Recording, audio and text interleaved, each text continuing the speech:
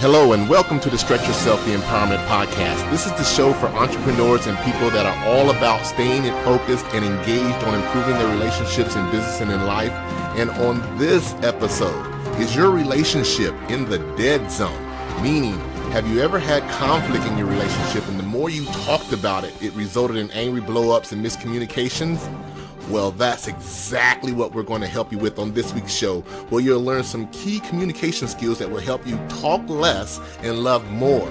Today's guest on the Empowerment Podcast is DeLuca. DeLuca is a licensed clinical social worker and a developer of a new communication paradigm called the UnTalk therapy. Guys, this is going to be incredible.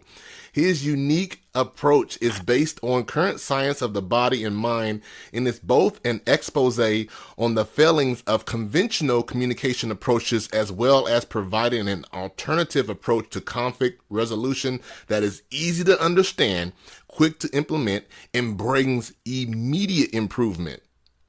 Welcome to the communication of the 21st century. Now, Phil's unique therapy approach is not like traditional methods because Phil has been his own guinea pig, and it's after only employing his untherapy tactics, he's saved his own relationship from the dead zone that he's begun to apply it to thousands of clients who describe their success as nothing but phenomenal. He's been featured on NBC, CBS, ABC, TBN, and other media outlets. Phil, welcome to the show. Thank you for having me. Thank you. And let's get into it. Man, I'm so excited. So, as always, and as like the Stretch Yourself community, they always like to know the juice. And that's what we call the backstory is the juice. So give me the juicy juice on what was happening in your relationship and what made you come about to creating this UnTalk therapy tactics. Well, I graduated from graduate school in way back in '77, and I started applying conventional communication approaches, which were then becoming in vogue, and now I've just been absorbed into the culture as settled science. So what's conventional communication approaches? Well, it was coming out of the Woodstock era of let it all hang out. Get in touch with your anger. Repressed anger kills.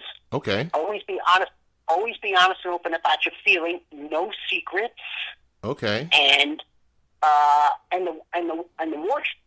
the most common one and the most destructive one is never go to bed mad at each other. Always deal with it now, or you are running from the problem. Oh. Do any of those sound familiar? Yes, all of those sound familiar. Actually, never going to bed angry is one of the rules that my wife and I try to stay up on. However, it becomes rather difficult for us to do that. But yes, they definitely sound very familiar.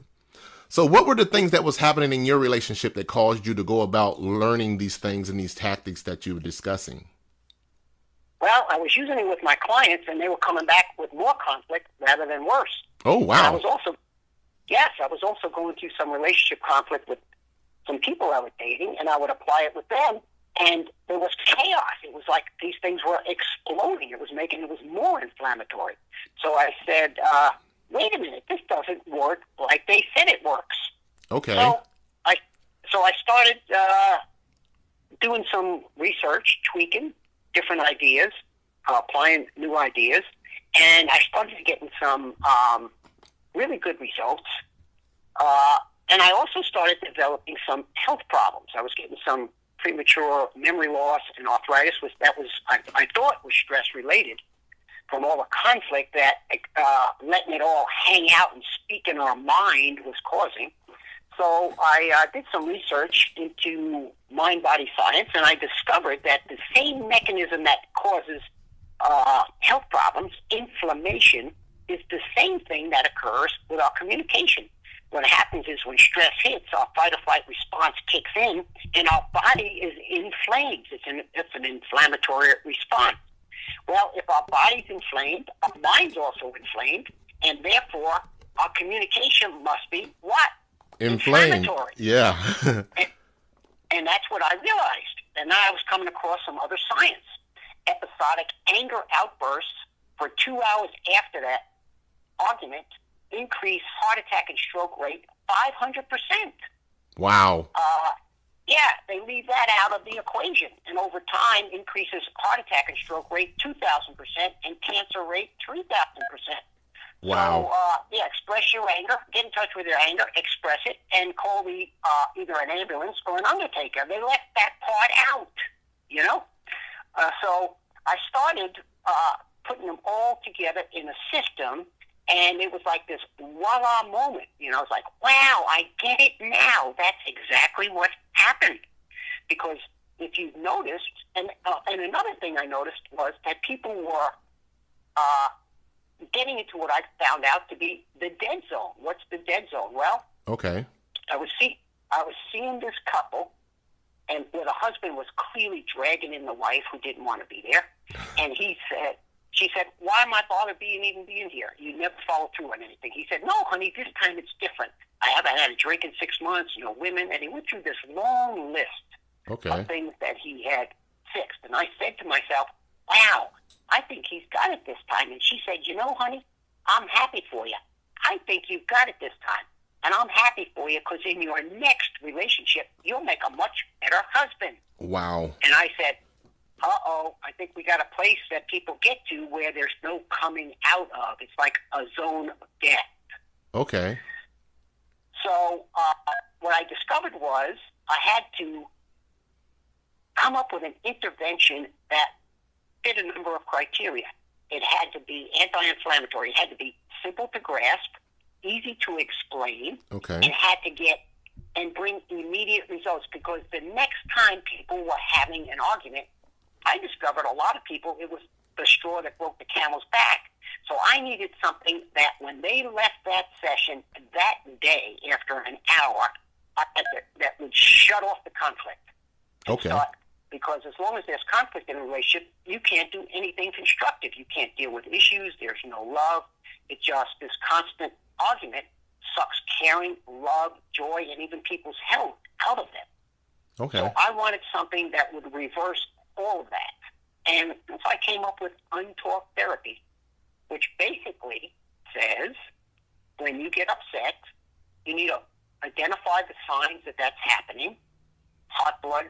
So let's do a little quick science, a little quick lesson here. Okay. We have two parts of our brain, front brain, cerebral cortex thinking, brain, gray matter, abstract thinking, higher learning,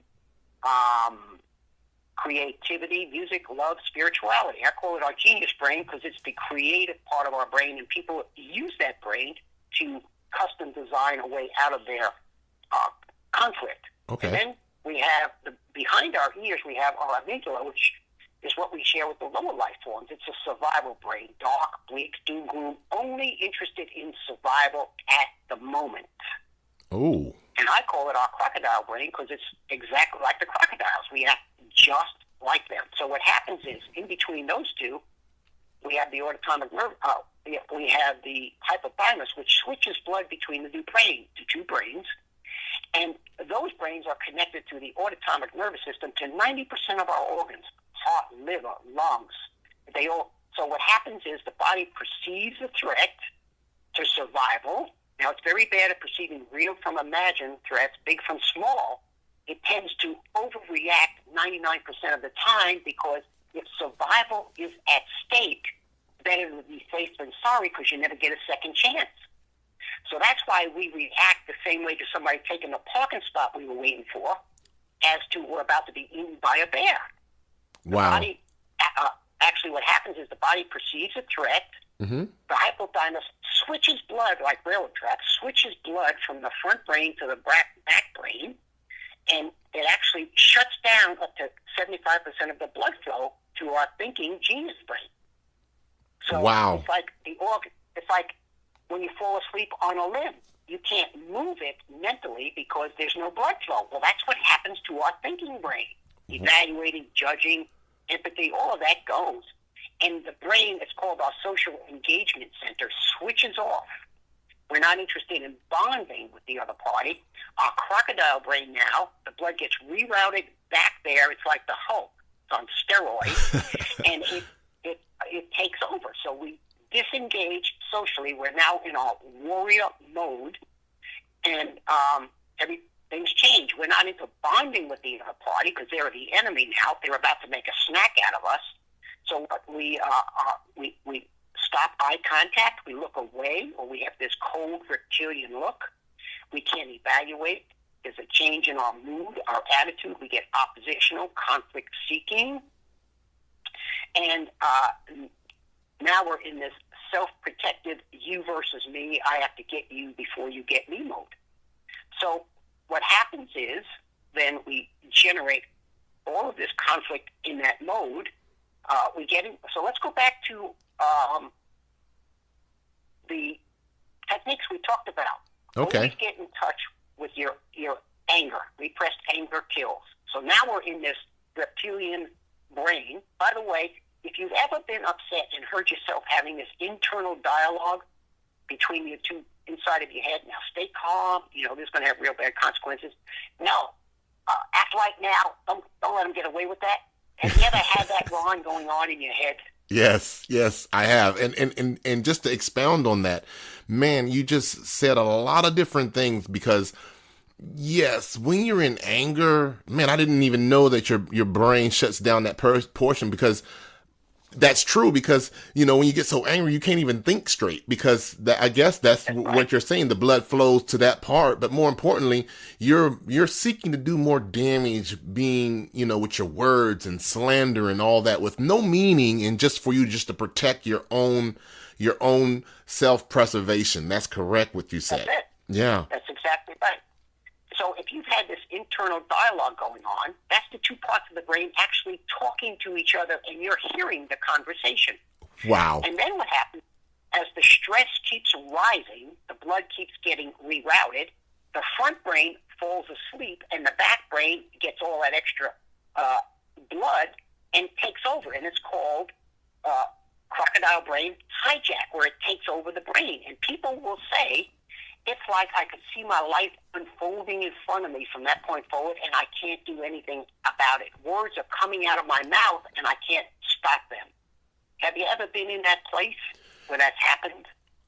I've been, and I'm going to use myself as a guinea pig, and everybody knows in the Stretch Yourself community and the people that's going to be listening to this worldwide is that I love using myself as a guinea pig. And yes, I've actually, when my wife and I get into some arguments, one of the things that happens is, yes, I go into that fight or flight mode. The second thing is, man, I release the floodgates, and maybe because I'm just trying to protect myself, but then there's no thinking. We're usually, angry at each other. We're calling each other names, Right. all of that. We're slamming doors and yes, and That's you're right. throwing everything but the kitchen sink at it. I Yes. call that the kitchen sink stage, or the Yes. feeding frenzy stage. Yes. That's exactly right. You're throwing everything but the Stage kitchen three. sink at them. Yes. Yes, that's right. And so what happens now, that's actually stage 3 of conflict. Right now, the two parties are maneuvering to get it to the two crocodile brains. The two predators are maneuvering to get it to that place. And then when it happens, it's like they go nuclear frequently. So what happens when that occurs is now, let's go back to our, and then what happens is we calm down. All right, so we're in this crocodile brain hijack, saying do all of this stuff, rhyme or reason, past acts brought up. Let me ask you some questions here. Have you ever wondered how the other party knows exactly what to say to push your buttons when they're upset? Isn't that interesting? Yes. My wife knows, and I always tell people, you're so emotionally connected with that person, and they know how to just push those buttons to get right up under your skin. Even though you think that some things on the outside of your outside world doesn't affect you, those ones that are closest to you definitely knows how to push your buttons. So yes, I can agree with you with that. Well, the science behind that, the biology is that, remember, the front brain has been shut off now. Well, the back brain accesses information from the front brain that stores all that and knows okay, so what is it that pisses them off? Well, bring up this topic, get in their face, and when all else fails, bring up their mother. That will make them crazy. Right? Yes. And that's what we do, right? Yes, And definitely. And then and the other party says, what do you have to bring up my mother for? She's been dead 10 years. She loved her. Yeah. She loved you like your own son. She never loved me. She just loved herself. And now we're talking about your late mother, Yes. who's 10 years gone has nothing to do with the way you put the dishes in the dishwasher. Exactly. We all go off tangent, and we're like, what are we arguing about now? That's always happened. That's right. Yes. How did we get here? You know, I want a divorce because you put the spoon in the dishwasher in the wrong direction. What's going on here? Yeah. So what happens then is we get calmer, if you notice this. Blood then reroutes, the front brain then turns back on, at least for most people. Some people it never turns on. We all know people like that. Yes, we do. And then awareness returns. The social engagement center re-engages. And now we feel guilty, ashamed, and we want to make amends. Yes. It is. Yes. The brain is in control. Yes. But now you have to pay the cost. Yes. You got to eat some crow. You got to get over the loss of love and caring that's occurred. Communication is more chaotic. Sex becomes, over time, a battleground, a ritual, non-existent. So anyway, and if we plug in, so let's look at this. What are conventional communication approaches doing? I say using conventional communication approaches, express yourself approaches, which I call regurgitation of communication. A couple is committing relationship apocalypse. It's a suicide pact because they don't have to happen. A lot of the breakups do not have to happen, but they're being forced, pressured, guilted into occurring because of conventional communication approaches. Let's take a real quick look about how they impact it. So, always get in touch with your anger. Now, remember, I'm in my crocodile brain. Yes. All right? Mm-hmm. Always get in touch with your anger. Repressed anger kills. So remember, this is a dark, bleak, you're out to harm me, so I have to harm you back. So we're going to express anger to hurt the other party. All right? Okay. Always be in touch with your feelings. No secrets. Be honest about what you think and feel at all times. Well, so here I am. I'm going to tell you what I really think. Well, you know, dear, I've been holding this in for 20 years, but I have to get it out. It's real important. So, here it comes. You're a mistake of God. If he could do it over, he would create the whole universe over just to get rid of a piece of trash like you. And your mother, she's even a bigger loser. Wow. Thank you, dear. I feel so much better. Thank you for helping me get this out. Well, Houston, I think we got a problem here. Definitely have a problem, yes. And then always deal with the problem now. Never, or you're running from it. So what they're saying is they're forcing people, guilting people into dealing it at the worst possible time. Wow. Instead of saying, wait till you calm down and then you can think it through and I'll calmer. No. If we go to bed mad at each other, we're running from the problem. So they force the people into dealing with it at the worst possible time. And actually, in a way, it does work because people don't go to bed mad at each other. They don't go to bed mad. They don't go to bed. Yeah, they don't go to bed. They're already steaming. Yes. Yeah. You got to deal with it now, Yeah. We can't wait till the dust settles. So the other thing, here's another interesting twist that makes it really bad. If you Google good communication skills, I did it recently, there was about at least 25 pages with 10 items on each page, and they all said basically the same thing. Here's the rules for good communication. Yes. Don't get in your face. Don't make good eye contact. Don't make hostile gestures. Don't bring up toxic words, et cetera, et cetera, et cetera. They all said the same thing, basically. Wow. Well, that's really nice when we're in our genius brain, but when we get upset and our genius brain shuts off and we can't access that information, we do the very things we said we weren't going to do, right? We bring up hostile gestures. We give them the reptilian look of death. We get loud. We get in their face. We make hostile gestures. And then we calm down and we're like, oh, man, every time we make these rules, we never follow through on it. We must be a bigger failure than we thought. We're more hopeless than I originally thought. Right? Yeah. So now you have this pressure. And actually, it's the approach that is the problem. It doesn't work. The science now says it doesn't work. It's impossible to do when crocodile brain hijack occurs. So what we're doing is we're getting these couples who are having these communication relationship issues, and we're giving them it's like they're swimming out there, and instead of throwing them a lifeline, we're throwing them an anchor. It says, here, catch this anchor, and they're sinking to the bottom. Wow. So, just really, really quick, what are 3 things that if my Stretch Yourself community was to walk away and apply some things into their relationships right now to help them when they get into those arguments or they get into those situations where they're confronting each other in their relationships, what they can do, simple steps that they can do to apply yesterday to help them move forward and have a better relationship? Sure.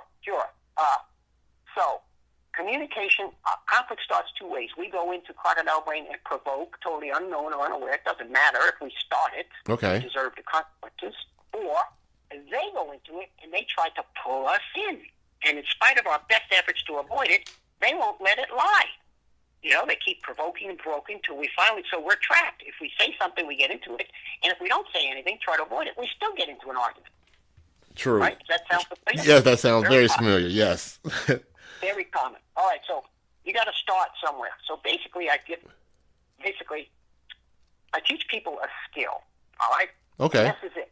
The next time, let me ask you this question, Ron. Okay. Can you tell the physical signs going on inside of your body? And I just need one here. That indicates this fight-or-flight response is kicking up. Is your heart pumping harder? Is your stomach knotting up? Do you feel blood rushing to your head? What might it be? For me, I'll just definitely use myself. For me, it's my heart starts to rile up. And then if we have made that contact and she said something because she's already there, so she's saying stuff to piss me off, pardon my French. Usually 9 times out of 10, just like you said, Phil, I hear my brain talking to each other and just working it to a frenzy. So yes, it'll be my heart. It'll be my heart starting to palpitate and rise in pressure. Okay, that's what I ask people to do. Identify that point, and then before, not after, before you say whatever you say or give them that look or make that quip, and get away now. I'm just teaching you a skill. Okay. So this is a means to an end. Okay.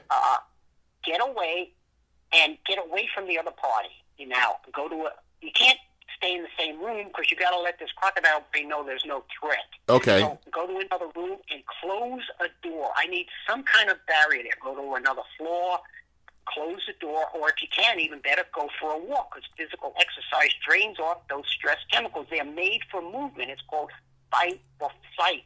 That's why we get so tense and so jittery when we're upset because the body is made for moving. I'm either fighting my prey or I'm running away. Or I'm running away. So, yes. So when we sit there and the stuff is just fermenting in us, basically what we're doing is we're cooking our insides and causing enormous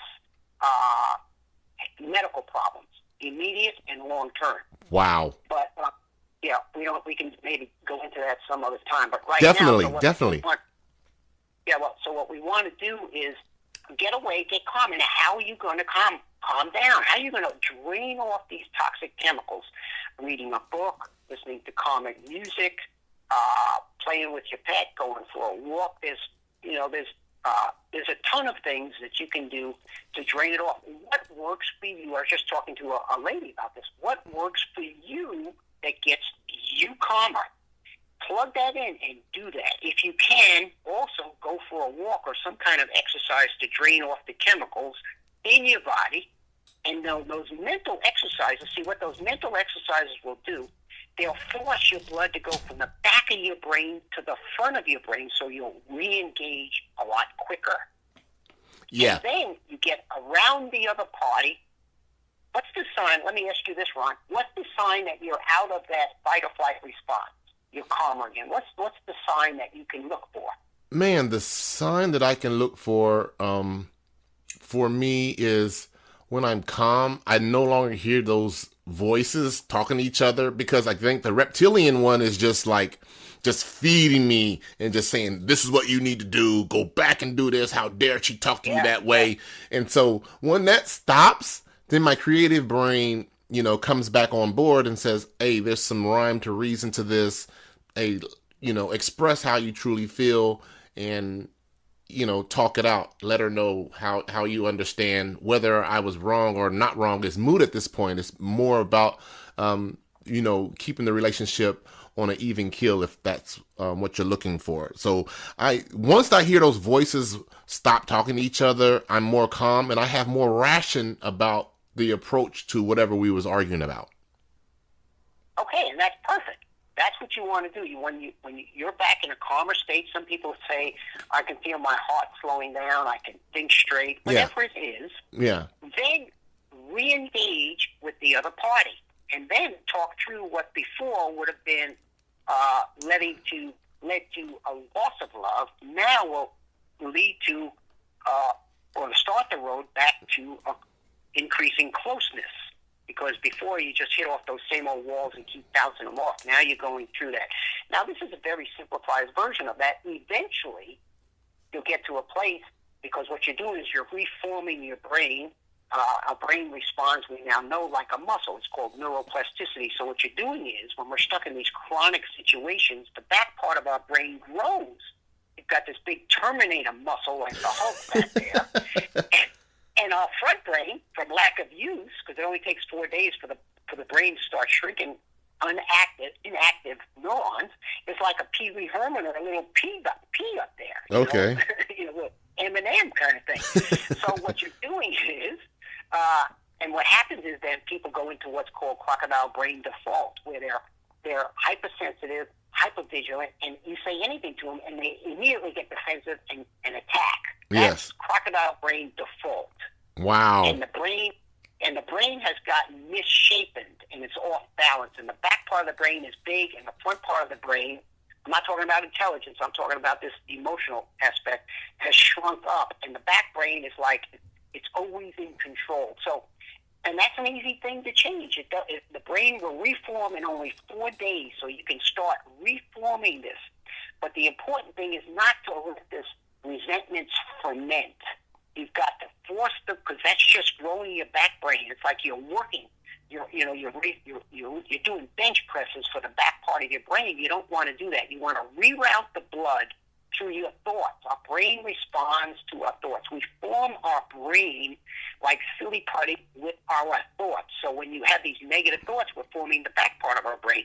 When we're forming, when you reroute your thoughts to the positive side, then what you're doing is you're doing bench presses on the front part of your brain, and the back part is starting to get weak and soft.